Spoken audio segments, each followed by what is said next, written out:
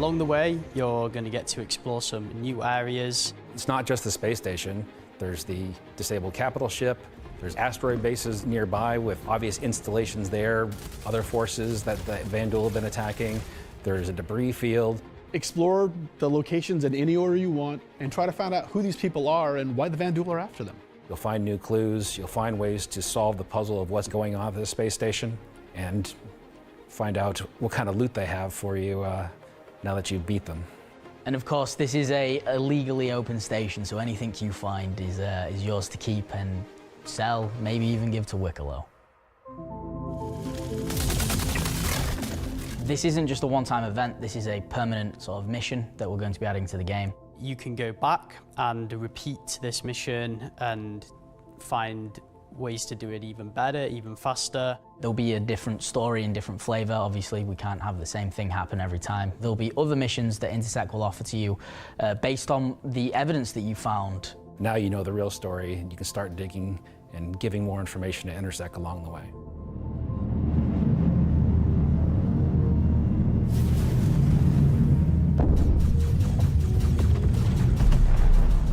I'm super excited to finally see the Vanduul in the PU. I'm excited to bring cool Vanduul ship combat to SC. Players in the PU will now get to face down these awesome ships and get a taste of like we already have it in Arena Commander, where you get to fight the Vanduul swarm, and being able to do that in the PU is going to be, I think, a heck of a lot of fun. So this marks a great milestone for us for not only pushing hard and adding great content this year, we're also being able to introduce the next star system and introducing the next landscape to tell new stories and add new gameplay beats into the ever-expanding universe. So we'll leave 4.4 there. If you're at one of the watch parties, please raise a toast to the great work that all the teams have been doing this year. And I'll be right back in just a few minutes to look ahead at some of the things coming in 2026. Hello, everyone, and welcome to the Voyager Bar in beautiful scenic Orizon, where the staff of Cloud Imperium Games Manchester has gathered for their very own CitizenCon Direct Watch Party. As the dozens of such events happening at locations around the world, we've gathered today to watch this sneak peek at just a little of what the next year of Star Citizen has in store for everyone.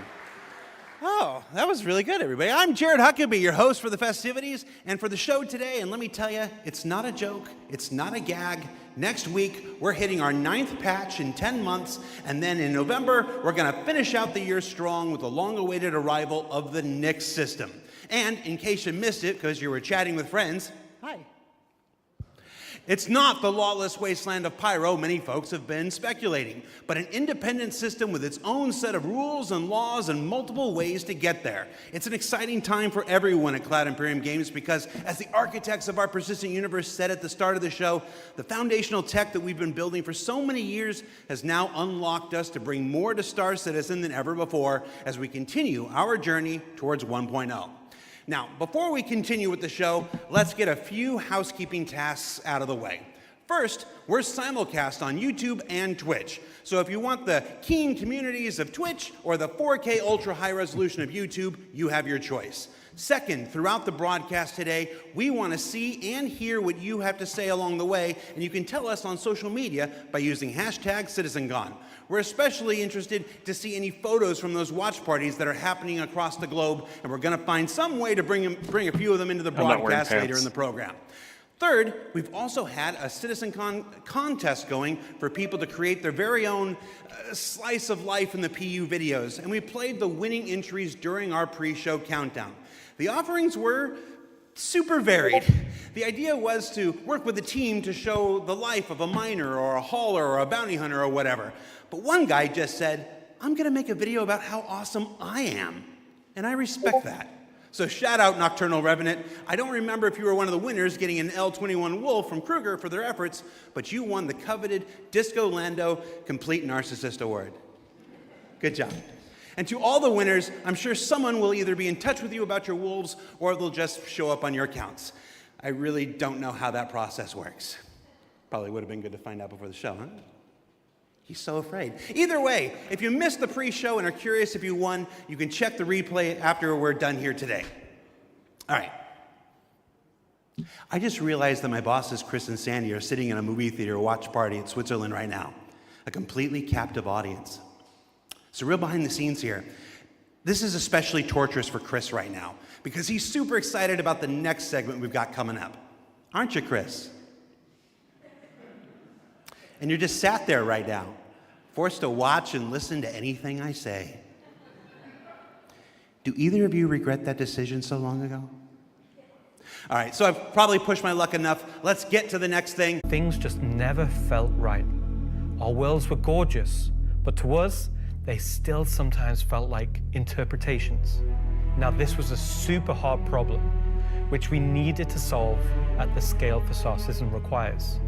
We challenged ourselves to emulate nature in the most believable way, and not just on a planetary scale, but to our level of detail.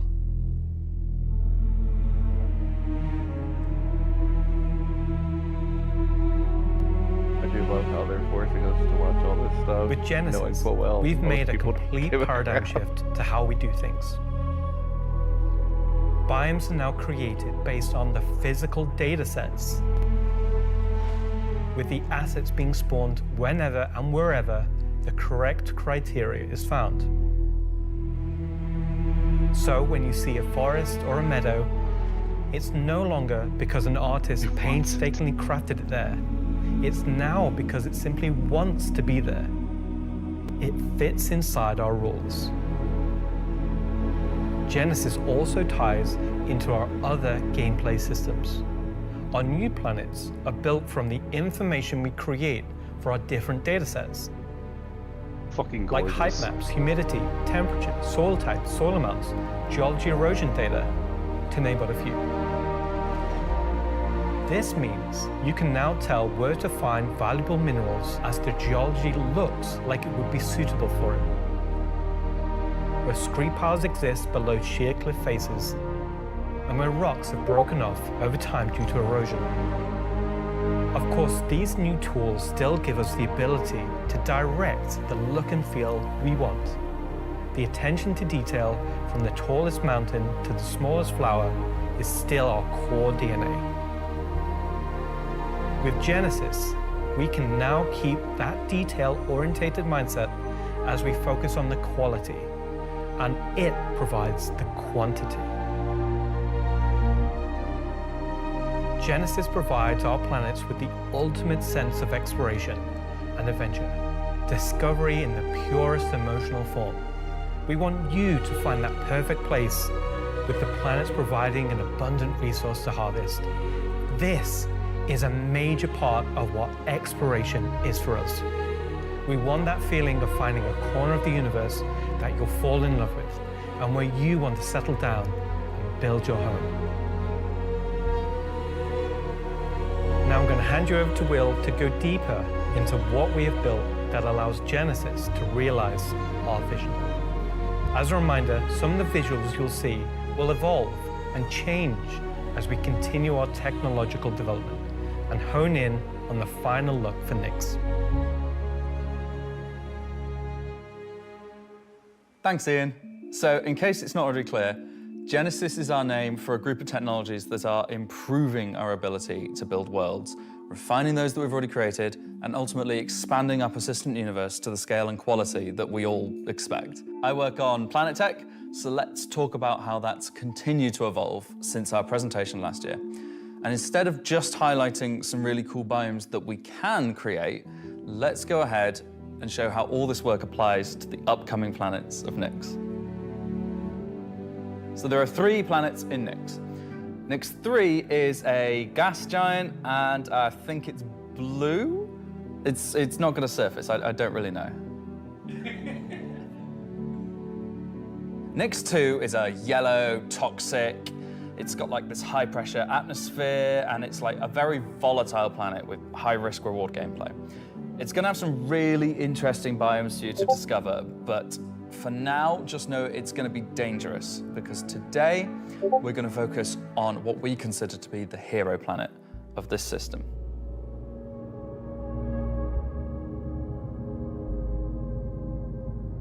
Nix 1 has got a rugged, remote beauty. It's got a diverse set of biomes, from weathered rocky mountain ranges to vast sweeping forests and grasslands, and from damp, expansive wetlands to claustrophobic, festering swamps. These core biome concepts give us a fantastic platform to hone our technology, in some cases because the current tech couldn't do them at all, or because we want to completely step up our game for them. So, let's approach this planet in much the same way that you, the player, will, from orbit. The orbit appearance of the planets going forward is far more tied to what is present on the surface. Previously, we had different data that drove the orbital and ground coloring. That's because the orbit was designed to look like vegetation that we'd place on the surface, and the ground coloring was trying to be a mix of soil, rock, and the organic compound coloring that forms the kind of colors there. Now we author much more of the data in a unified way. When you look at Earth, you see blues and greens for ocean and vegetation, and brown or yellowy tones for sand and soil. We wanted to keep it as simple as that. The same set of textures and data that define the color of the soil, sand, and rock on the ground are used to create the orbital look. We then assess the presence of vegetation and competition between different species on each part of the planet, and use that to blend in tones of green, including variations due to species health and the current season. This creates a far more complete image and allows you to identify features, geologies, and potential points of interest all the way from space. Let's go down to the surface and start with something closer to what you're used to, but in a whole new light.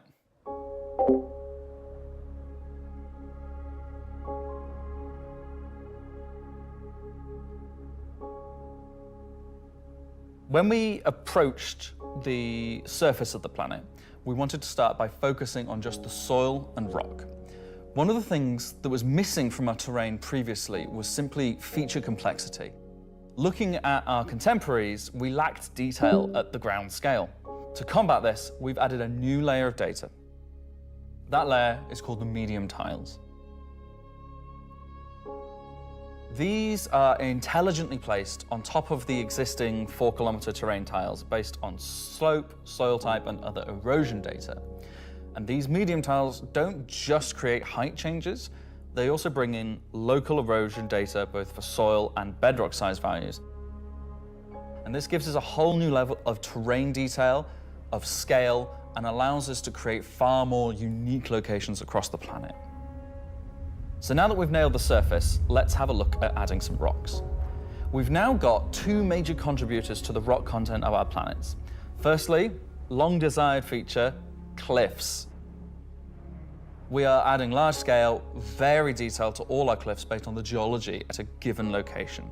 This adds an exciting new dimension to steep slopes that we simply couldn't get before. The second is a big one for you ground vehicle enthusiasts.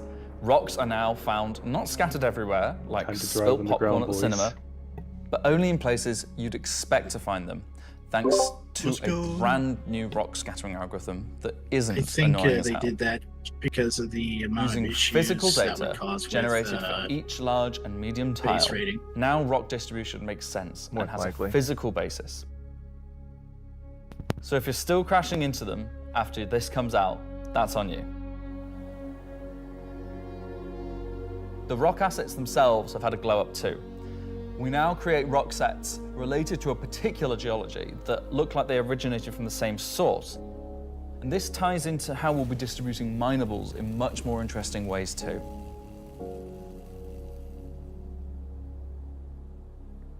So now that our base terrain and rock scattering looks good, let's add some vegetations and explore some additional biomes.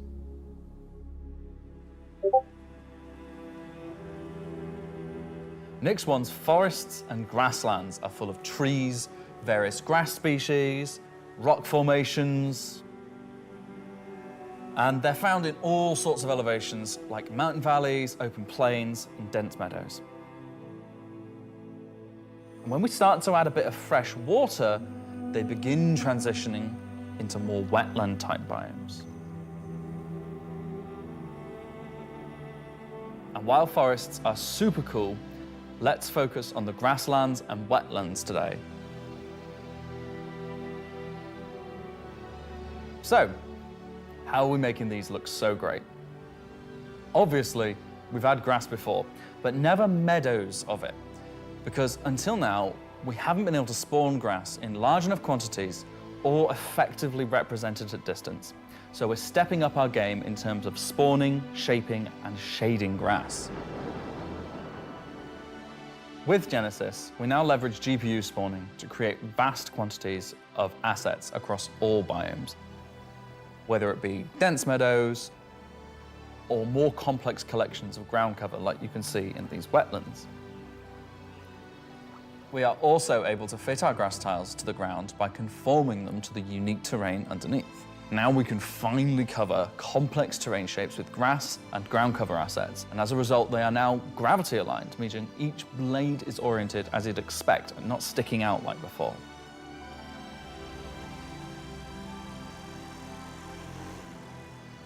Next, let's take a look at how we light our grass.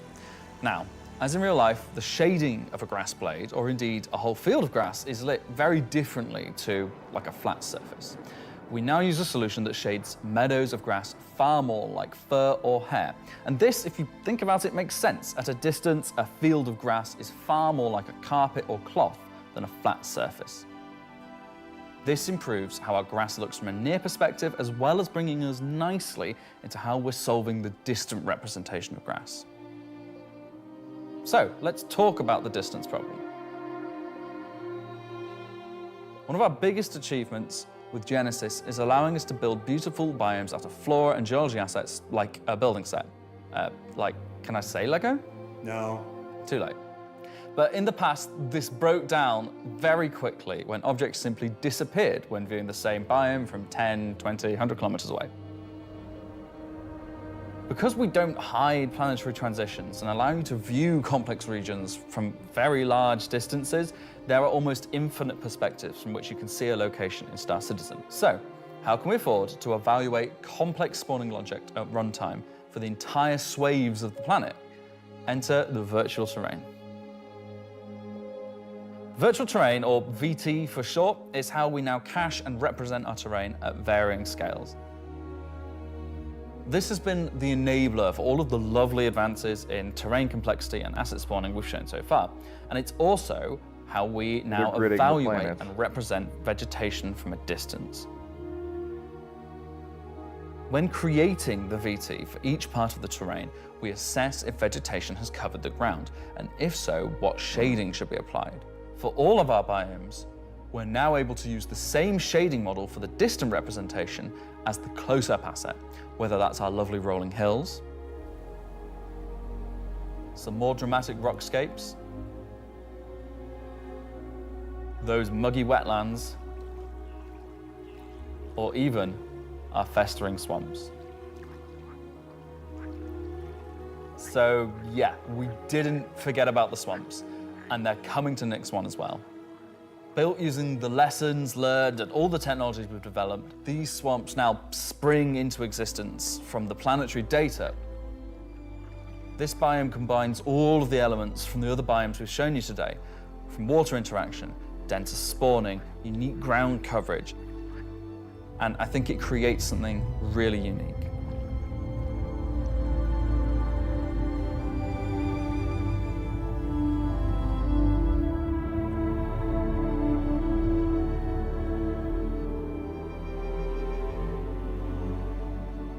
Anyway, that's our update on the Planet Tech portion of Genesis and how we're using it right now to sculpt the identity of Next One. And I hope you're as excited as we are to explore this and everything we haven't shared yet next year. As you can see, Genesis is now inspiring everyone here to create planets of the quality and believability we've always strived for. A meeting of technology and art that I truly believe will set our worlds apart from anything we've done before. And with that said, let's move on to a little travel between systems, literally.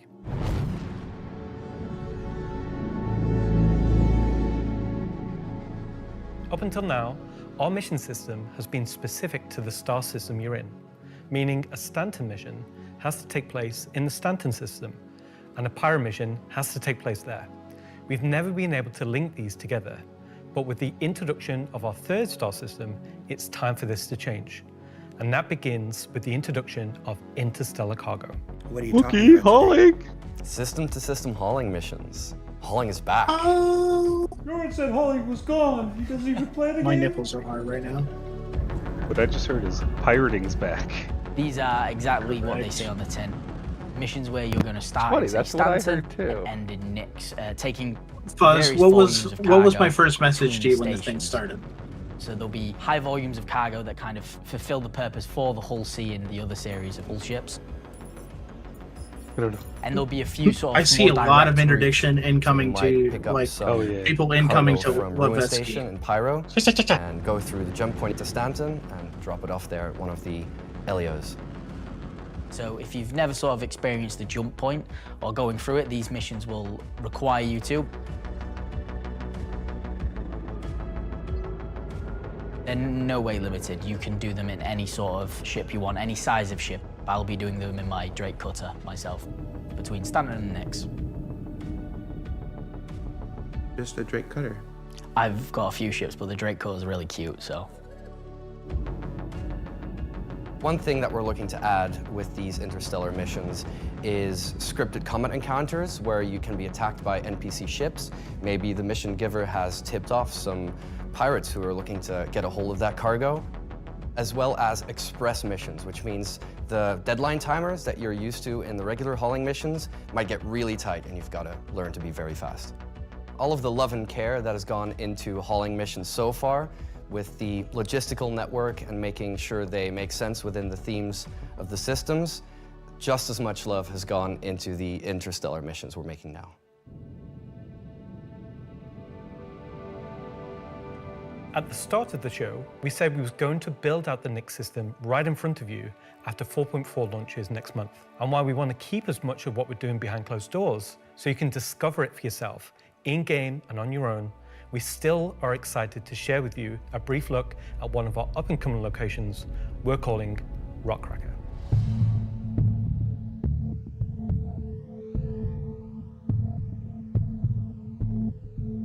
Okay, so Rockcracker, Jared, is our internal name. Rockcracker is where you have to crack a rock. It's a big rock. You want more? So way out into the Keegar Belt, you'll find these old QV breaker stations.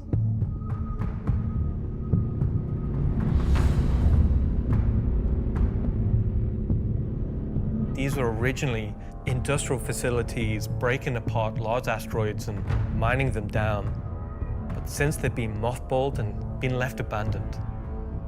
So you're going to have to find your way inside and thinking about how do we bring this facility back to life. It's not just about flipping a switch. As you bring these stations back to life, you'll be lighting the beacon and calling attention to these long forgotten places. One of the main features is the laser head, which will require certain things to get working. It's up to you and your friends to find how to get in. There'll be a variety of options. Whether you're discovering the bowels of the station and mining your way through long-forgotten tunnels, or you're going through the main laser entrance. Now, as you're traversing through the facility, you'll find the old engine room. Now, there may be ways to bring the facility back to life, kickstart the engines, and bring power to different parts of the facility. Maybe eventually bringing the laser back online and cracking some rocks.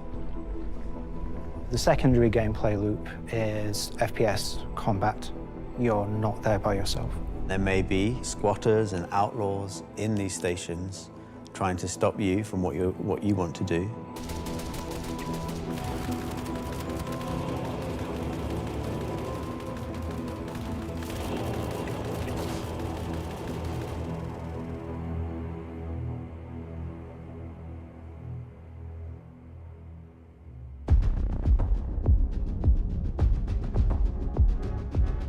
So you've found these old facilities, you've brought them back to life. You've systematically brought power to various functions of the facility. You've activated the laser. You've fired the laser. You've broken apart the rock. And then you'll be able to fly your ship inside and see what's there. So you fly a ship into an asteroid? Yeah. You just get into your ship and fly in and start searching around and trying to find the pieces that you want to mine.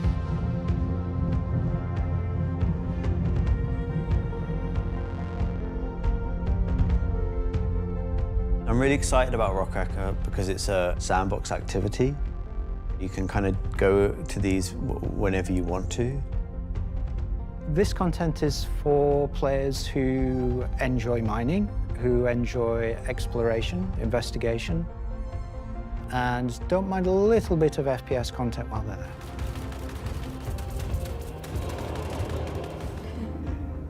there. It will be very new experience compared to any other asteroids, because this one, kind of like Alan and mine, will crack open and show its secret. And one presumes you can make a decent amount of scratch in an asteroid that's big enough you fly your spaceship into it. It wouldn't be worth doing if you couldn't make a good amount of coin, yeah. Making promises for the econ team. Yeah, they've got to balance it. It's for people who want a lot of minerals. When crafting comes in, when all the other mechanics and features that we want in the game for 1.0 come in, it will be a place where like an organization or a group of like 5-6 people could come and just get a monumental amount of minerals. So that's a look at some of what's coming over the next 12 months. In addition to what we've shown, there'll be new mission packs tailored to the People's Alliance and their struggles.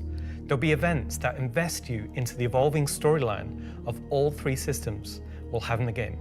And of course, when we begin populating these with new planets, there'll be a whole host of ground-based POIs, settlements and structures inhabited by those trying to make their way in the verse. And all of this in service of building star systems that complement the massive corporate yard of Stanton, the lawless ganking of Pyro, and now the new frontier of discovery for the Nyx system. Should I say ganking? You already did.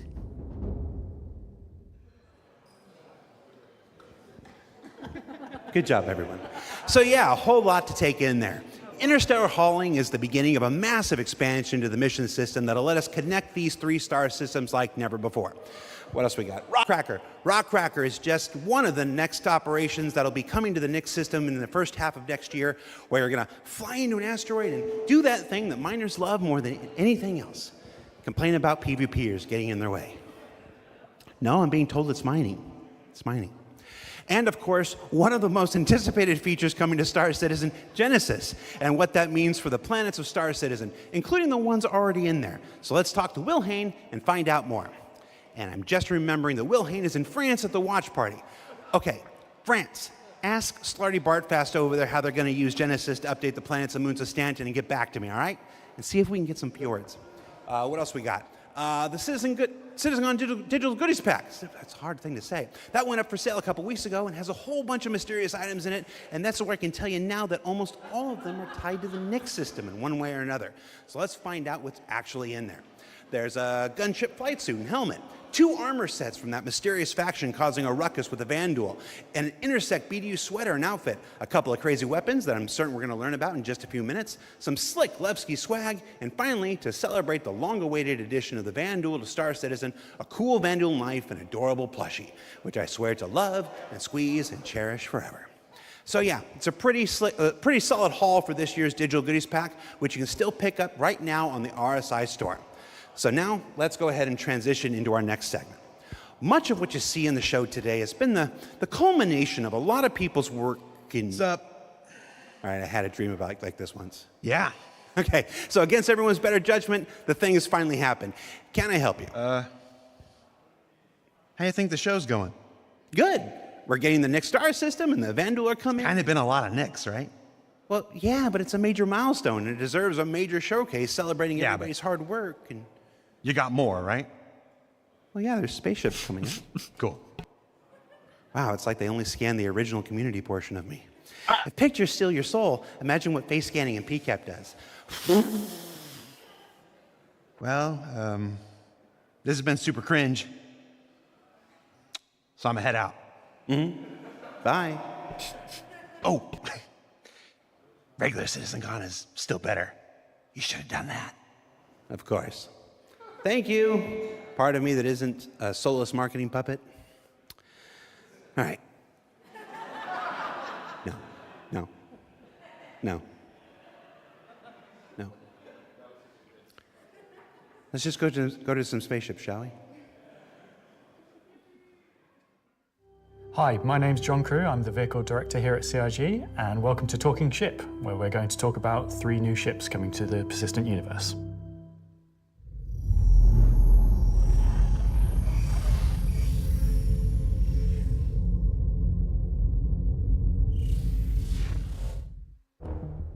The last year has been pretty hectic in terms of vehicle deliveries. I think we've delivered the most we've ever done in a 12-month period, and we've covered all the way from tiny little snubs all the way up to capital ships. We've kind of filled out a few little gaps. We've introduced some new ships by some old manufacturers. We had the Polaris come out, and obviously people have enjoyed playing with that. We snuck the Idris in without none of you expecting it for a while, and it's been a busy year. It's nice to start revisit some of the older catalogue and some of the bigger ships again. I think my favourite ship from the last year is a tie between the Wolf and the Golem. Favourite ship in the last year? Probably the Wolf. I feel like it's the obvious one. I'm trying to think of something else, but I really like the Wolf. Everyone's mentioned the Wolf. The Wolf's everyone's favourite. The Wolf, obviously a return of Kruger, a completely new aesthetic to the game. The Wolf was, it was kind of everything we set it out to be, and it revived an old manufacturer. We've not seen anything from a while, so yeah, I'm going to say the Wolf. The Golem, I think, is just an incredibly well-formed ship in such a small package. It really just shows off that Drake aesthetic, giving you the absolute bare minimum needed to perform a role. I honestly do really like the Zeus. I think it came out really well. It's kind of hard to pin down a favourite, to be honest, because we've released, a lot of really cool ships. Next year, we've got some super exciting ships coming up. We're ticking off a few big ones, which is good. We're going to see, again, maybe some ships from some manufacturers that don't have that many in their lineup. There's a few big challenging ones starting, so they're good. A breadth of ships, should we say. The 3 new ships we're going to introduce today all tie in some way to the primary factions fighting over the Nyx system. We'll start with the People's Alliance and Anvil Aerospace. Anvil is a very military-based brand. It's been a brand that's in Star Citizen for a long time, fighting for lots of military contracts and lore, often up against Aegis, and to the point it actually beat Aegis in the past. You will be familiar with a lot of their ships' designs, such as the Hornet and Lightning. Yeah, buddy! Earlier this year, we introduced the Anvil Asgard, based on the Valkyrie chassis, which is an extremely popular offering. And this year, we're bringing the concept ship we introduced last year, the Anvil Paladin, to life. Woo! The Paladin is a gunship from Anvil Aerospace designed to support ground operations. A gunship is a ship that's designed to stay in a sustained firefight while dealing a lot of damage, also taking damage. We don't have a lot of gunships in the game. It's gonna die to a true railgun. dedicated gunships. They are quite a tricky archetype to control in game without being too powerful. You can now buy the Designed with Paladin. A lot of firepower and high armor and I health, can buy but the very Paladin? low maneuverability. Yeah, it's flight ready. Multi-crew, it's just built purely for battle. It's got lots of armor. Is it war bonds? Big guns. It's got a very Oh, similar so I can buy it with somewhat fucking kind of credit? form to the Valkyrie. It kind of reminds me of, I guess, like a pit bull. Obviously, a very menacing silhouette. It looks quite how much is it? weighted in its stance. No. It feels like it's coming towards you, even when it's just sat still. And I think that's something that helps with it feeling intimidating. If we swing round, following the ship round clockwise, what you'll then see is the first of the side turrets. If you notice the canopy, you'll see that there's a fairly thick space between where the glass is and the hull exterior. That's because it has deployable armor, which can come out and give you a little bit more cover while you're actually attacking the target head on. It's got these really nice kind of dual connected wings. And the turrets I out now on the own sides a just to try pallet. and give as much kind of range for those turrets as we can get. Which is controlled by one of the 2 remote stations. Hairpin just turned into a paladin. If you come around to the rear, you'll see a rail. Now that rail I mounts changed the over my main shit. ship, which is controlled by the co-pilot. So you've got full 360 coverage underneath, full 360 coverage on top with it, and then the side turrets also have 360 coverage that way around and 180 out sideways. So really you have, between the turrets, pretty much 360 coverage in all directions. Wait. The turret can go from the top to the bottom? Yeah. Oh my god. One of the unique things about This is the going to be Paladin ridiculous. is all the turrets are remote and all the crew are located in this one They're all remote central turrets, too. 2-story room. A lot of our other gunships, the crew gets scattered across the ship, but with the Paladin, you're all sat together with a nice, cool experience, so you can really feel like you're playing as a group. You've got the pilot, co-pilot up top, and you've got the gunners underneath, and I think that helps with the intention of what the ship does, because you've got this really nice kind of like gunner viewpoint down, kind of giving this lower coverage. We added a glass floor just to keep the 2 connected. I think that really helps with the feeling that you're all working together and communicating. That said, if you don't have the ability to fully crew a Paladin, you can still fly it and engage in combat solo. Obviously not as good as if you have a full crew, but you can't always guarantee your friends are going to be online. As a solo ship, it's pretty capable of doing a variety of missions within Star Citizen. So if you want to run this ship solo, you can take on combat missions that, say, other heavy fighters like the Scorpius or other ships such as the Drake Cutlass could do. Coming aboard the Paladin, you enter into this sort of armory, ready room area. You have a variety of suit lockers and weapon racks in this room. Everything's very militaristic, stripped back, simple. It's a very functional space, but you'll find everything you need in there. One of the improvements from the original concept is we've added a small dedicated cargo bay area, allowing you to store actual SCU crates. Forward of that is the route to the lower gunners, and then upstairs you have the bridge area, and then off that central area you have the dual living quarters, one on the left, one on the right, and then at the rear you have the main sort of engineering area where the majority of the components are. Also within the upper traversal area you also have a little breakout area with seating, food machine, toilets, etc. I think it's a very cool looking ship. I think we did a really nice job of taking what was there in the concept and adding an extra level of detail and trying to kind of push things forward. I think it hits the nail in terms of a really solid military ship. It's really complementary to some of the other ships in the Anvil lineup, so something like the Valkyrie, where you've got this big drop ship. You know, the Paladin's there just to make sure it's safe, make sure no one messes with you, and just basically scare people away. The thing I like most, I think, about the Paladin is that it's very clearly got a crew of 4, and they all kind of work and operate under the same conditions. You know, the pilot, co-pilot, and the 2 gunners, they're basically all equal on the ship. There's one toilet, everyone's got the same style of bunk. When they're at work, everyone's at the front of the ship together. It's really odd to me that you call that, you like that there's one toilet for 4 people. Well, you know, it's you all work together. You're all equal at work. The toilet seat never gets cold. Toilet seat never gets cold, yeah. So that's the Anvil Paladin. Whilst originally a military-built craft, it's the perfect ship for folks on the frontier trying to defend against threats. And talking of threats, let's move to our next ship, a replica from Hesperia. Hesperia are a high-end manufacturer. They specialize in recreating exotic and particularly alien spacecraft. Effectively what they're doing is they're remanufacturing them, making them a little bit more suitable for kind of human flight. And the latest offering from Hesperia is the Vandal Stinger. The Vandal are big, scary space aliens. They're like 7-foot-tall, evil war race that sort of take over, steal technology, absorb it, fuse it all together into their own needs. They are the relatively nasty aliens that you sometimes hear about and haven't seen much of yet. They also make really cool spaceships. The Stinger as a Vandal heavy fighter was reserved for their higher tier sort of ace pilots or high-ranking members within their clans. The Stinger is a competitor to something like the FA. And that's available now too. The Scorpius. It packs a lot of firepower. in quite a large frame, so it's a very, very tanky spacecraft. The firepower is almost unrivaled in terms of just both the number and the size of them. So it's there for players who don't want agility. They don't want to be in and out quickly. They want to be there brawling with big guns and taking all the hits. One thing Isperia have done differently with the Stinger is they have done away with the majority of the bespoke weapons. They heard everyone's complaints about the glaive and blade and have stripped off the original Vandal weapons to allow customization for standard human weapons. With the exception of the single size 5 gun. Because it was too well integrated into the hull, even for Isperia to remove. All the additional weapons are generic mounts, so they can be swapped with any of the existing lineup that we have in the game.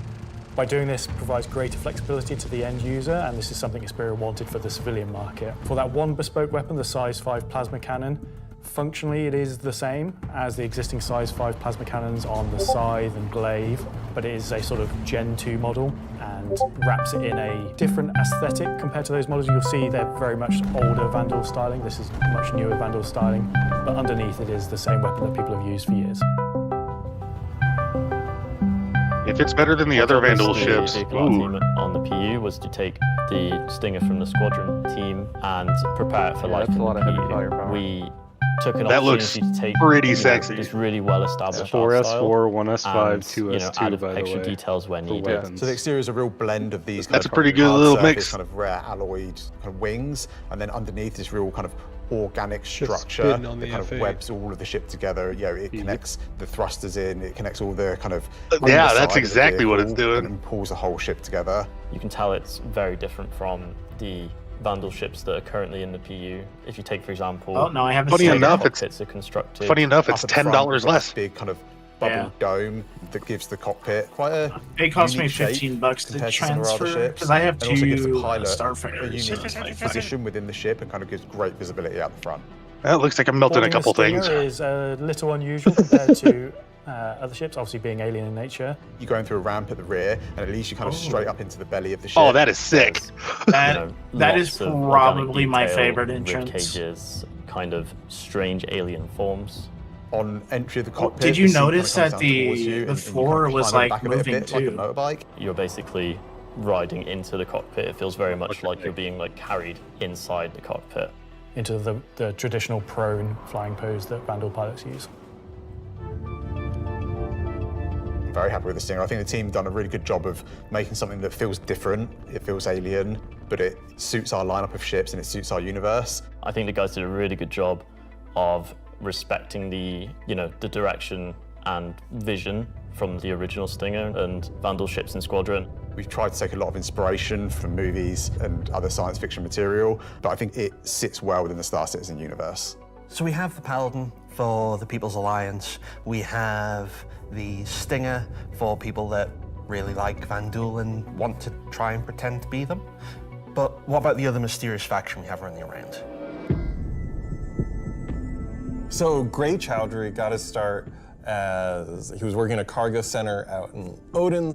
He started being able to get his hands on some stuff that other people couldn't, items that necessarily you couldn't find on a store shelf, but you wanted anyway. I think Gray is interested in, happy customers. Gray just sees themselves as a conduit to get these things in the hands of people who would appreciate them. And I think that his latest offering is really going to turn some heads.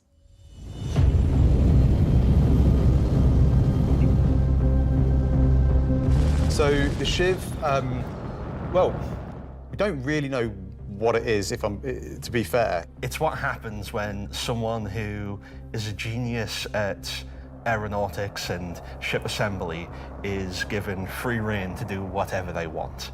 It's the best of whatever they can find lying around, put together to make something truly unique, wonderful, arguably beautiful, and just released out into the universe to see what happens. At first glance at the exterior of the Shiv, I think most people will probably recognize there is more than a fair proportion of the cutlass visible there, but it's had quite a few changes to it. As you look a little bit closer, you'll start to pick out elements from other ships. You've got, main thrusters that are from the Valkyrie. Even the bits that are obviously a cutlass, have had panels welded As on, a Drake fan, panels I removed. fucking love The it. top turret, which is now remote, it's just this hodgepodge amalgamation with multiple other ships' turrets. And then the changes continue onto the inside where, again, it sort of feels Cutlass-like, but then you'll find there's bits of Crusader ships just integrated into the wall instead of what was there originally. It has lost its side entrance, some of its cargo capacity, but what it's gained is it's gained visually more powerful thrusters, it's gained a really kind of nice set of belly thrusters, it's upped its firepower. As ever, with the refined work from Gray's Market, you can see that great care was taken to the health and safety to ensure that there's no trip hazards anywhere. There's like loose cables, panels are exposed. If you look carefully, you'll notice there are like tools laying around in the cockpit. It's gained a toilet. It's a bucket. Jesus Christ. Oh my god. Yeah, it's one for doing stuff, and then you need a second one to wash your hands. It's not an animal. It has very much taken that ethos of Drake and moved it down a level, which I think is bad that I quite an want achievement. Just look at this thing. How do you I'm even not begin buying to this. describe the It madness? is- That is that is definitely a pyro ship. That is a pyro ship. Mm-hmm. Absolutely. This is something new and different for Star Citizen. Where did it come from? I'm not going to answer that. Just Nope. nothing. Just No comment. Gray goes to places and talks to people. I mean, you know, there are just many ways to find these things that, you know, I mean, are they legitimate, you know, manufacturers? No. Are they operating on the right side of the law? Maybe not, but, you know, money's money. Does Gray have a motto, an ethos to live by? This is the Miata. It probably comes down to, don't ask where I got it. Don't ask how we got it. Don't worry about it. Just ask if you want it. I think the ship is for someone that is looking for something a bit different, a bit away from the norm, that just wants something that's unique. It's definitely for people who like a rustic aesthetic. It's a fun ship, but it's I'm also gonna throw really strong, those, to be honest, armors and on. it's absolutely a statement. God, it is so ugly.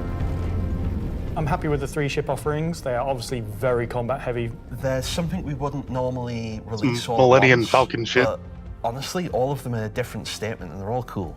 As always, super excited to release these ships into the game and just see how players react and play with them. It's always fun to see the quirks and the shenanigans. She may not look like much. She'll make it So that's talking 0.5 ship past for another lightspeed. year.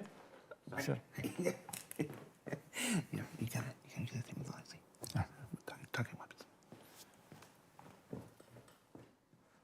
So I've just been informed that we have to do a bit of a timeshare agreement this year. So we have to throw it over to Alexi for Talking Weapons, which is an extremely original name. And I have the ability to buy an FHC Lightning Executive. What?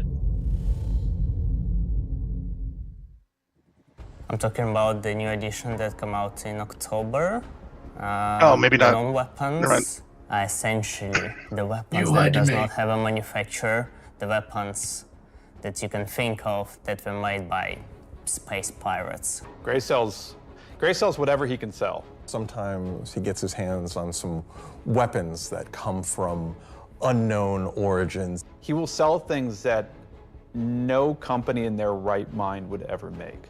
These are the most kind of like scrappy and taped together and the most kind of like pyro-ish weapons that you can think of. Right now we're releasing 3 new weapons.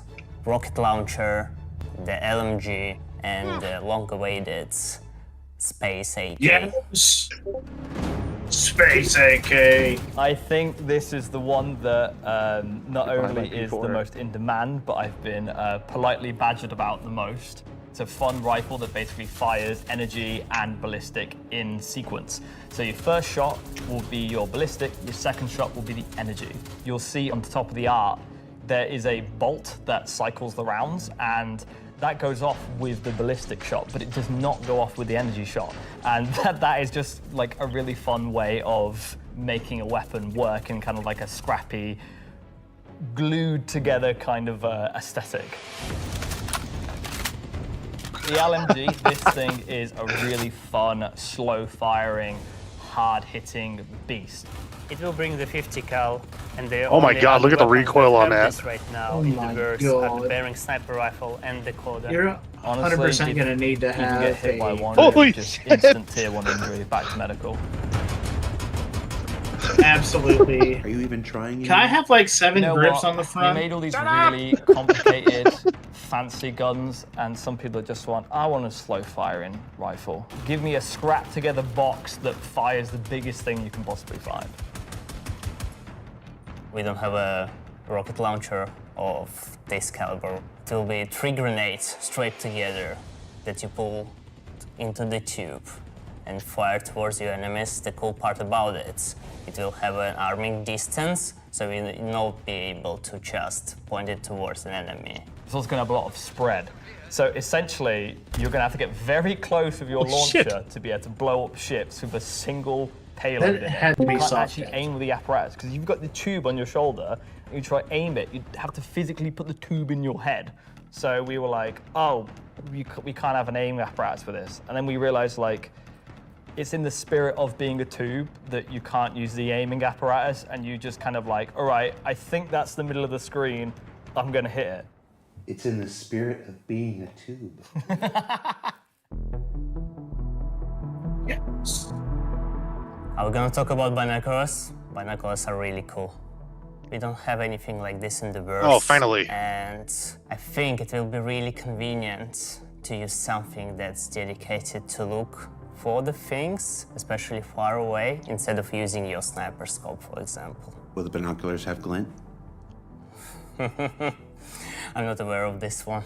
Probably not, because binoculars are not something that you need to be aware of. It's really funny because obviously, due to glint gate, as I beautifully internally call it, basically there was a lot of community feedback basically saying like, oh, I really like spotting people. I really like playing a spotter. And essentially I was like, oh, this community wants to be able to spot people from distances. And what can we make gadget-wise that doesn't require new features? And it was like binoculars. And I prototyped a thing which essentially was just a scope in a hand, and it worked. So we've got some really cool binoculars coming that allow you to spot people from distances. It does have night vision. And how much damage do the binoculars do? Depends on how you throw them.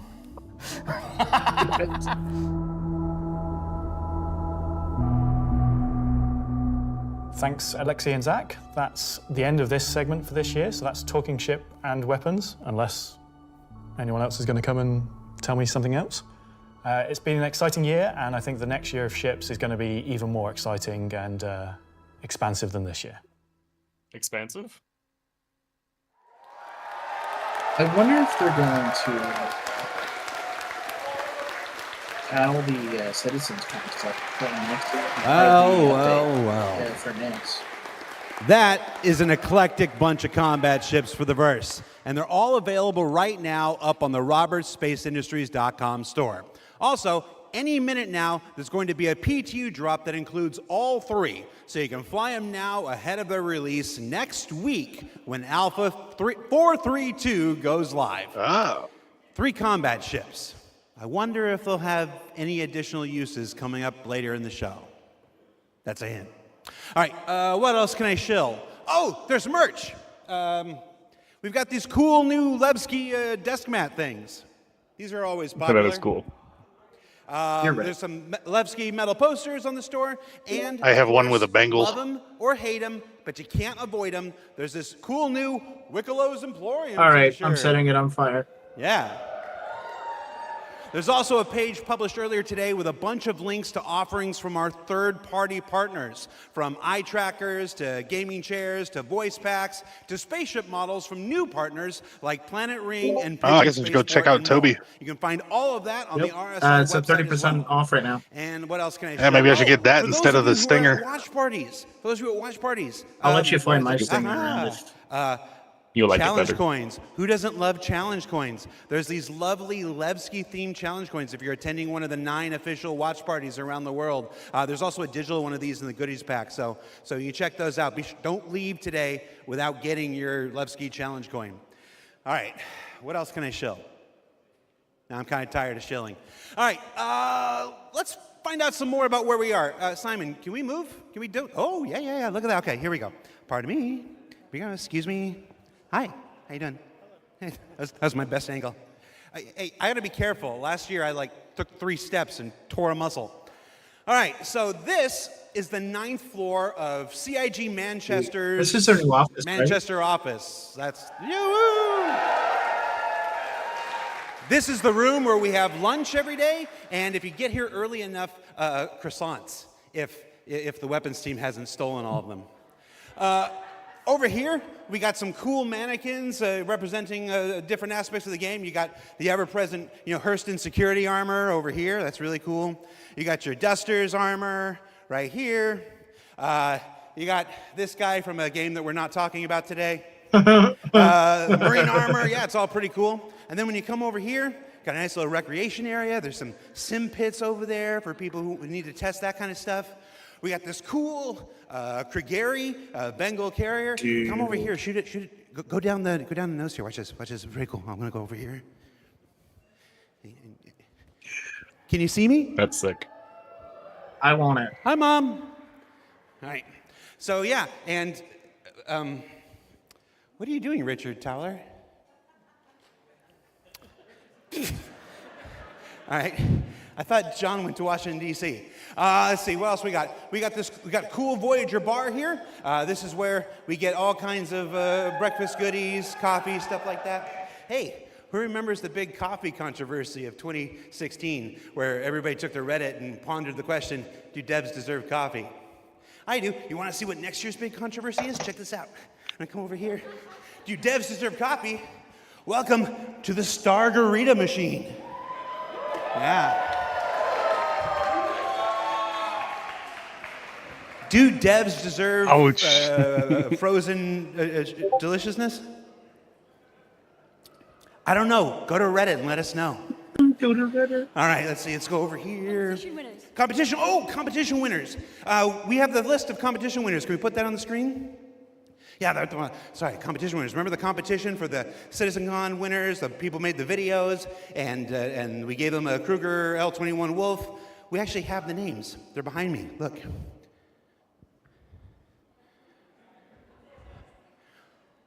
Oh. All right, that's cool. Also, everybody's got food. Do I have food here? Oh, somebody's supposed to save me pizza. All right, so we got. Oh, you guys saved me a lot of pizza. Let's see. There's like 3 different kinds of pizza here. I don't know. Why we just combine them into like a challenger It's situation like he's just here. fucking with the Reddit people at this point. Yeah, exactly. I think it's a bit of that, and he's trying to buy time. That's a CitizenCon throwback if you're not familiar with it. So I have now crafted my own pizza experience. And that is a terrible segue into our next segment. Can we, Jim, are you there? Yes, Dad. Best for last, boys. Best for FPS crafting last. segment while I try to see this off camera. Gimme. Jizz in my pants. Go, boys. I'm spent.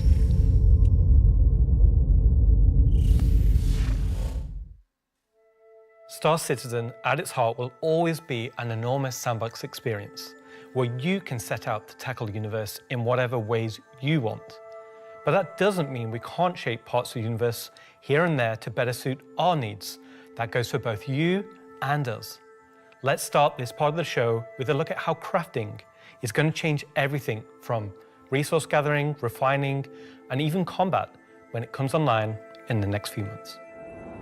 You say next few months. The first version of crafting is going to be quite small in scale. We're going to use it as a kind of a concentrated effort to allow the players to experience the initial UI, the flow of gathering materials that have different quality, and using those to craft items which are better than what they have currently in the game.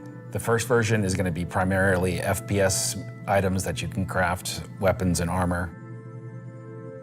For Star Citizen, crafting is our primary progression mechanic. Star Citizen isn't your standard MMO. We don't have levels. We have ships, we have gear, we have things that you create in the world, you perfect, you research, you improve, And those items, those ships, those vehicles, the armor and weapons, that's how you progress in Star Citizen. Crafting isn't just a progression mechanic for creating new items, it's also a fundamental change to how we handle resources in the game. The materials that you collect, how you refine them, quality matters. That was a different ship paint for the Driss too. Crafting the weapons, you'll be able to have some quality materials to influence the item stats on those weapons. It'll be somewhat random, potentially weighted on the location of the material. Some will have a higher chance of higher quality. And once you take those materials to your crafting bench, the fabricator, you can use them to craft, and the different attributes will be increased based on the quality of the materials you use.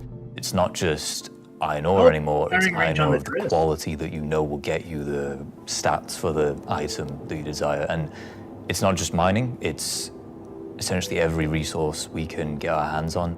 To support this, we also need major changes to inventory so that all of these new resources that you're collecting, you can see what you have, you can order it better, you can understand what you have in your inventory. I like this a lot better. We won't have the new refining crafting system yet. We'll be using the existing ones. Those will pass the quality through into the refined materials, which you can then take to your crafting machine and start making your personal items. Once you have your blueprint and your quality materials that you've refined, then you can put them together on the item fabricator. This will be pretty much what we showed in last year's CitizenCon, with the UI letting you assign your quality resources to different aspects of the item. Once you're happy with what you see on the preview, you'll be able to click to craft, and it'll get queued up, and your result will be produced sometime later. You'll be able to get the new crafting machine from shops in most landing zones. You'll be able to bring it up on your freight elevator and use it in your personal hangar, or tractor beam it around and stick it on a ship if you want to use it from there.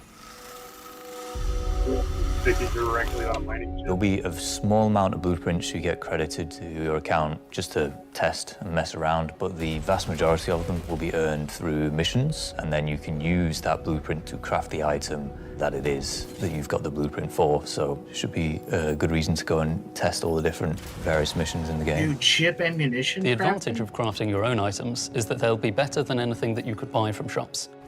You'll be able to increase and improve item stats that are relevant to your gameplay. Maybe a gun will shoot faster, maybe it'll do some more damage, or your armor will have greater resistances against environmental effects or incoming fire. You might be wondering, what about the upgrade and research? That will be coming in a subsequent release. We're happy with this initial scope for crafting. It's going to be so valuable for us as devs to kind of get the metrics in, get the feedback in, because then we can make the changes that, you know, they only become obvious, so to speak, when you have kind of mass amounts of data and mass amounts of users using it. So I'm very excited to get it out in the wild. It's our intention to get crafting out on tech preview by the end of the year and get the testing we need so we can release it when it's ready.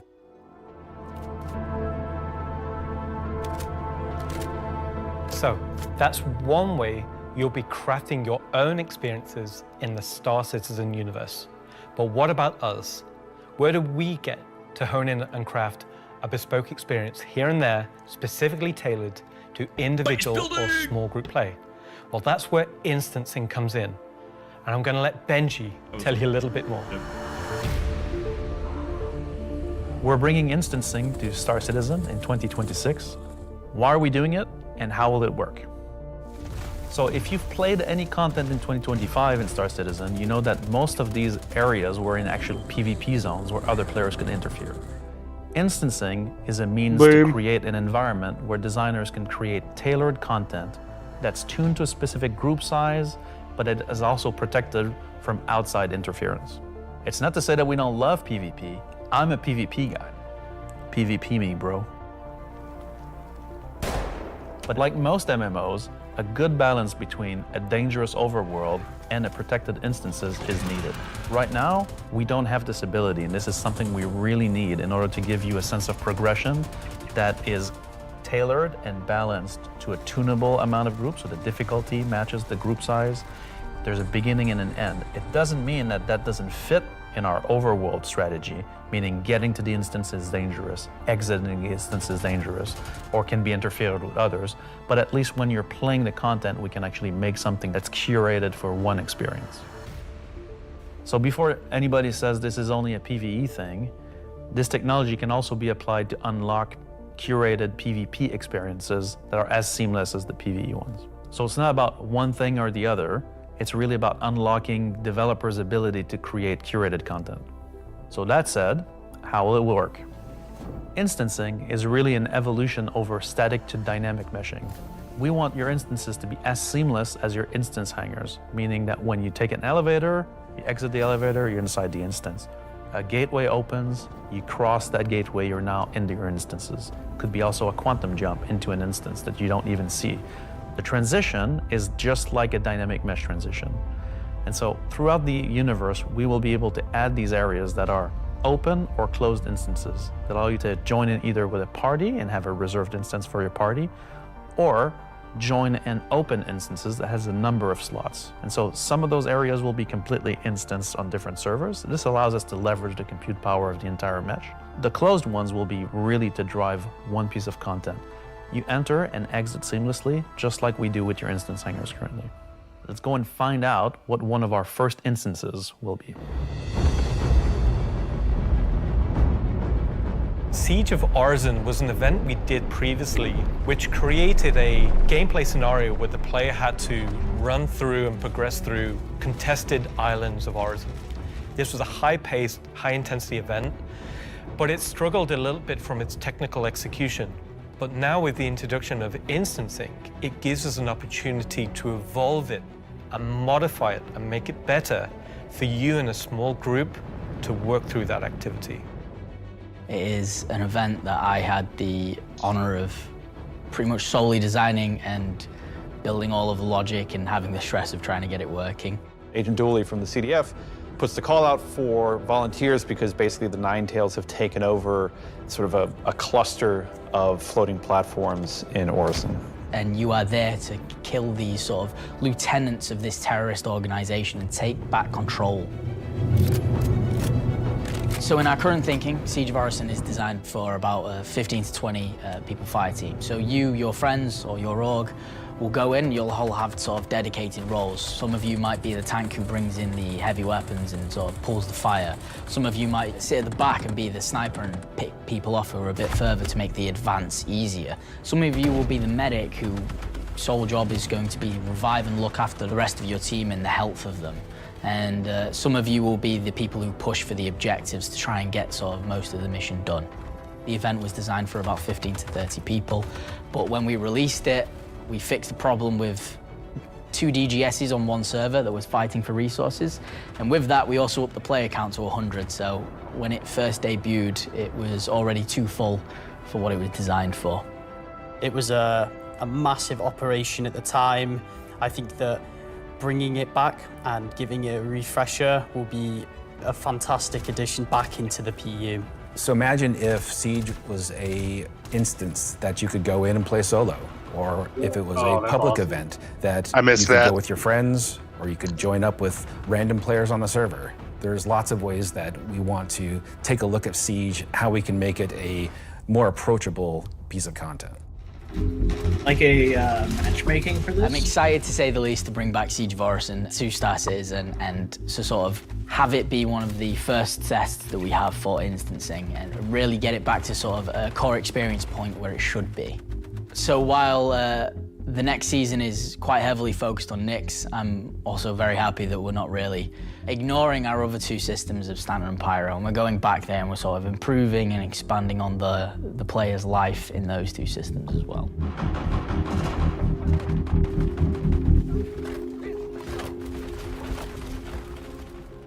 Yes, and while things like Genesis, interstellar hauling, crafting, Siege of Orison, and more will reveal next year, we'll continue to bring life into the existing universe outside of Nyx. There's still one more exciting use for instancing we're building right now. It's an earlier look than normal, and some of it is still in white box, but we're excited to share the first look at a major content release of 2026. and what it means for progression-based gameplay. As an evolution of our Building Interior initiative, you won't discover it by accident, because when it's complete, it will be found deep within the heart of Levski itself.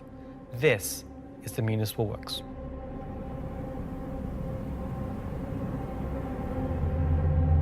So inside the facility, you'll find huge vaporization chambers, old processing plants, industrial tunnels, and eventually into the old turbines, which are still pumping heat into the old rock.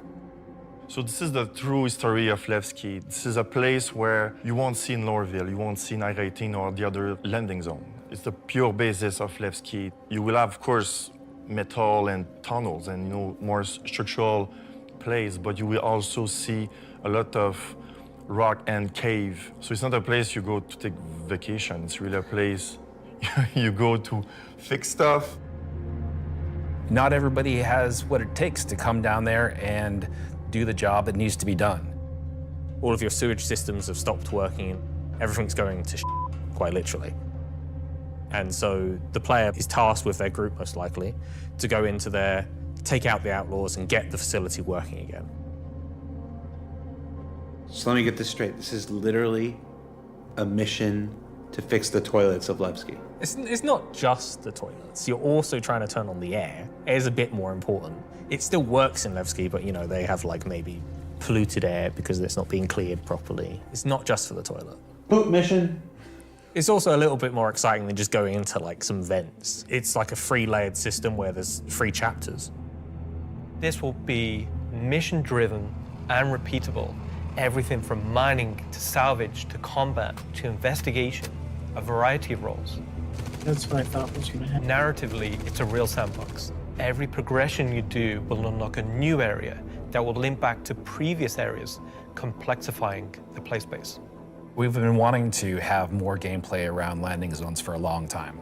Now that we have instancing tech coming online, that allows us to do something that provides really cool gameplay close to a landing zone. With the missions, that's what will create different overlays or change the spaces or change the progression, but it'll be the instancing which will enable us to create tailored content to you and your group. So you're going to be able to play a part of it, make your progress, and then log off. And then the next time you come online, you'll be able to pick up where you left off.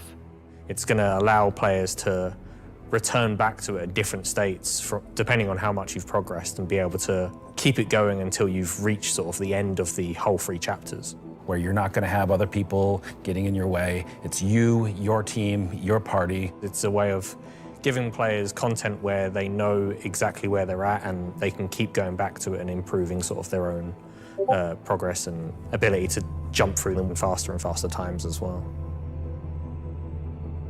So that's a look at how we'll be allowing players and developers alike to create more crafted experiences within the greater sandbox of the persistent universe. Okay, is that it for me at this point, Jared?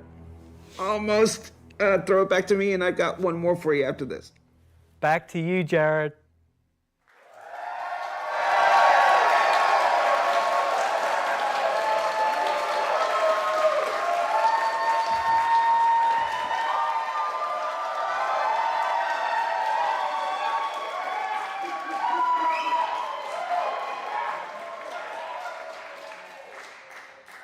Everybody's really excited about the year ahead. So that's a brief look at some of the ways in which we're allowing you and our developers to craft a more curated Star Citizen experience.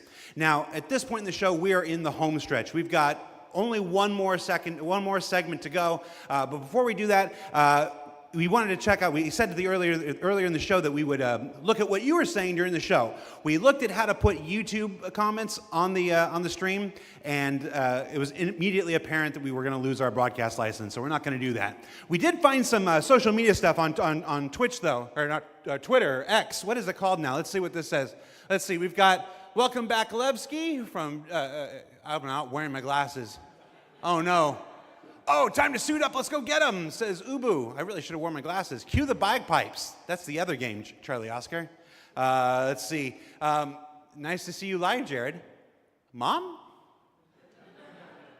Let's see. First CitizenCon after playing for almost a decade in Austin. Oh, nice. Straight out of Klesher, back to the Hex. Photos from Leicestershire. How do you say it? Base building. Leicester? Leicester? I've only been in the UK for 3.5 years. At San Jose Bar Citizen Watch Party. Oh, somebody created a lovely Vandal mask there. Sean Tracy, can we get that in game? Just that, exactly. Just scan that, put that in game. All right, so that's a few reactions we're seeing on social media right now. Before we get to our big finale, or the thing we're going to wrap up the show with today, I did want to talk a little bit about big CitizenCon versus digital CitizenCon versus what we're doing today, which is CitizenCon Direct. Every year, CitizenCon is a monumental task for any number of people, whether that's development, marketing, the support teams, the platform teams. Everybody comes together to make this thing happen and go off, hopefully without a hitch. And so far, we've been doing all right, other than some stuff in the room here. You know who you are. They had to know. But doing CitizenCon is not always the easiest thing for our developers. You might not assume this, but most game developers are not social butterflies. They tend to like to sit quietly in the dark at their computers, like little goblins, and just make digital virtual worlds like this. And then I come in all happy and like, hey, you want to be on video? And they're like, no. And I'm like, it's in your contract. And they're like, oh yeah. So we thought, we usually do it behind the scenes afterwards, but we thought we'd do a little bit of it here. The folks in the editorial department put together a brief montage of some of the more candid moments from the filming of CitizenCon over the last couple of weeks. So we're going to spend 2 minutes and take a look at that. Let's see what they put together. How many CitizenCons have you performed in now? Performed? Just the one. Nope, my first one. One last year. 2. A few. 8 or 9? Maybe 9 or 10? Never. Man, I don't know, man. Did you like doing it? Yes, I was completely terrified. It was good, a bit stressful. The first live one, I was a mess. Weird combination of going from insane highs to insane lows. Live ones. Because? It's over. The live ones are pretty special. Pre-samp's always fun, but the live events are special, aren't they? Remember we were at that weird crack house in Ancos? Right. I like the live ones. Oh, I mean, I love these digital ones. These are the best. Every time I've done it, it has been a digital one, and I'd like to do one on stage. Is it because you have a restraining order against you, or?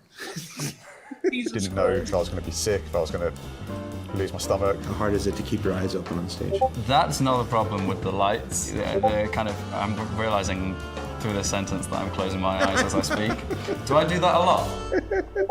I am a very shy individual, so this is me just trying to get out of my shell. Getting the crowd to react to the ideas that we've been working on for so long. We can react. Watch. Everybody. Yay! Yay! I can feel your passion from here. Cut the camera. Counting you down in like 30 seconds. I'm like, do I stand up? Do I sit down? Do I drink? Do I not? Do I talk? This will be the best one yet. That's right. Because it's nice and short. Is this all supposed to be usable content? Because I can be different. No. Of all your nicknames, why is Moist Master your favorite? I think you mean least favorite. Say because it has it! the word moist in it. I mean, come on. We'll give you a new nickname by the end of this. Sounds good. Could do All with right. one. Let's get started. The Moist Master? So for those of you watching at home or at the watch parties, you're like, why are we showing that? I put that in there because I'm eternally grateful for all of the CIG staff and developers who take the time to appear on these things, whether it's ISE, SCL, CitizenCon, walk on stage, be pre-recorded. It's not the easiest thing for everybody. And on behalf of the community, if I can speak for them in this regard, I want to say thank you for participating in these things each and every year that we have them. Now, let's wrap things up here. So let's see, how do I want to do this? At this point, we've only got one major story left to tell. But before we do that, we wanted to do one more check-in on something we started last year. Last year, we Rich Tyler took the stage and presented his roadmap to Guys, 1.0. look at YouTube chat. I got We didn't wanna everyone go an saying base entire year building. without I got talking everyone to the senior saying it. game director himself to get his update on that 1 year later. So we're going to throw it to him, and we're going to go to our last segment, and when we come back, we'll say our goodbyes. And if you're at a watch party, it's time to get... I was going to say, that's not a word I can say on the camera. Let's just go. Let's just throw it back to me. Go to me from 1 week ago.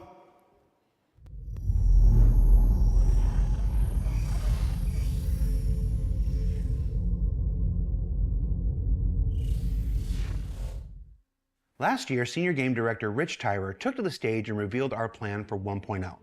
Now, before we end this year's CitizenCon Direct, we wanted to take a few moments and follow up on that reveal from last year, to do as we've done today and look at the year ahead. So, Rich, thanks for taking the time to join us. Well, you're welcome. All right, so we're going to jump right into it.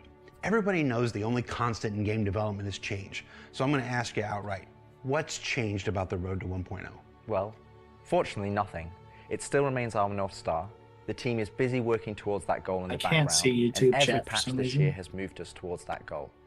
And if you haven't watched the Star Citizen Dude, 1.0 it's being presentation from spammed. last year, It's like I highly lizards. recommend you do so, because everything in it is still relevant as of base today. building, base building, You base building, mentioned base building. every patch this year has moved us towards that goal, so I want to dig That's deeper YouTube into chat. that. We've done, at this point, 9 releases in this year, more than any year prior. How does each one of these not just sit as their own moment in time, but move us forward on this road to 1.0? Well, last year I discussed the framework of 1.0, how all those complex systems can tie together. And one of the core aspects of that was the main story, which became the spine of the universe, which brought all of the locations, mission givers, guilds, and all the different areas of the game. All right, for I the loaded players. it up on my Now, phone, what I so- didn't talk about from last year was all of the content that was going to support that framework, add the flesh to the bones, should we say. And I think that's where this year has moved us towards that goal. If you think about previous events of previous years, they've generally been locations that we've put into the verse, but they've been transient. We've taken them away, like Siege of Orison or Zenithreat. We've added them to game, and then they've been moved away. And I think with the addition of the patches this year, when you look at the Hathor facilities, Onyx facility, these are permanent additions to the world that not only have their own story, as when we release them with the patches, but they'll also become points of interest and areas that the larger 1.0 narrative will utilize. Since we're on story, I'm going to stay with this here. Since we launched the PU back in 2015, it's always been this sandbox where players can do what they want. They can bring their own story to the verse, and that'll never change.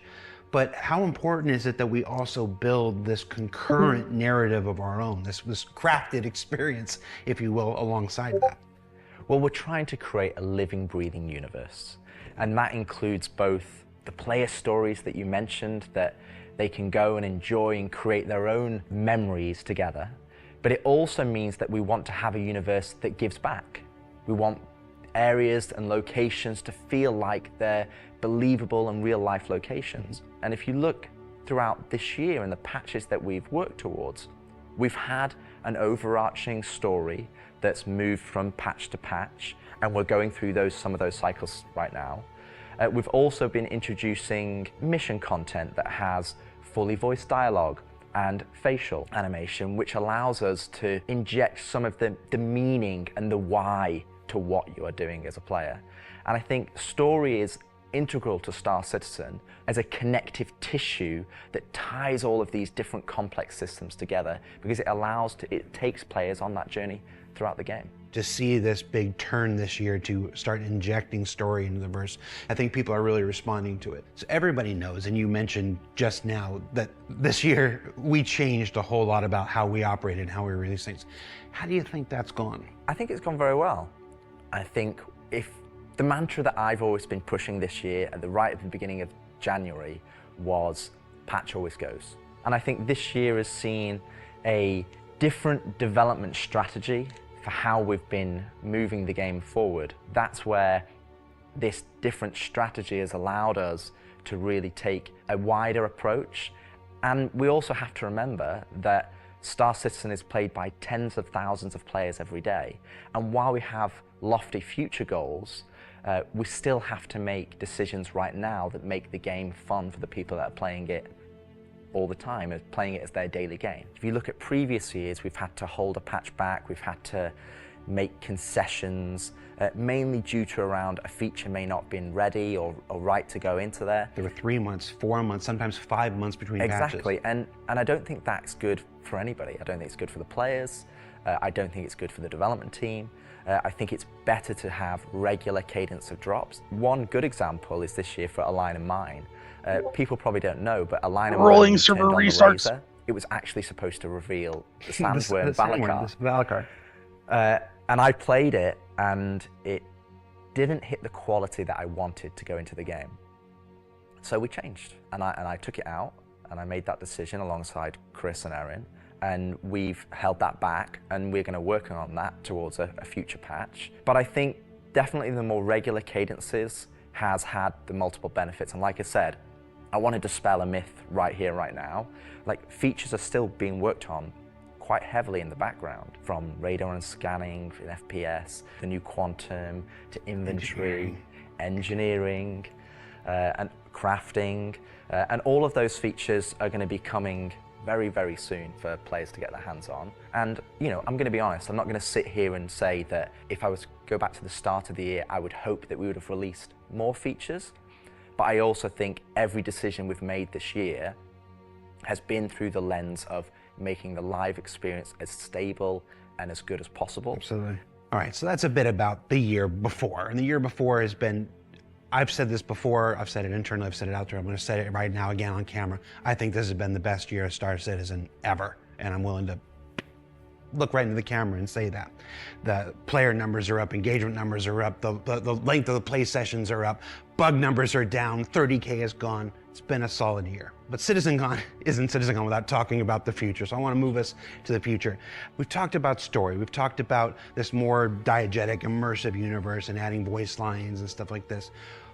But where do we go from here? Obviously that continues, but what more are we going to do to make this universe seem alive and real and breathing? I think the biggest thing is to start having that conversation be two-way. So if you think about this year, like you mentioned, we've been having fully voiced NPCs, but a lot of those missions and those NPCs, they're talking to you, they're talking at you. Right. You don't get to talk back to them. Now, obviously, you get to interact with them through your actions. You get to go and do their mission, and you get to move that along, and then they talk to you again. But it's a one-way conversation.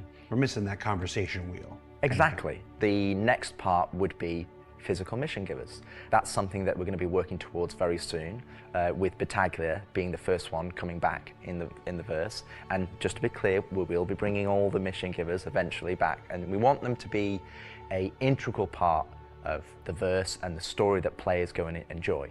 We want the locations to be brought to life, and as we mentioned last year, we want to have interactive scenes that you can go and be part of. And obviously the full end goal is towards, you know, to have cinematic stories in the game, and that is what we're going to be pushing towards. Everything we do, every decision we make is through the lens of moving us closer to 1.0. It might sometimes be difficult to see why those decisions have been made at the time they've been made, but rest assured that Star Citizen 1.0 is still our North Star. That's what we're still aiming towards, and that's what we're going to be moving forward with every patch next year as well.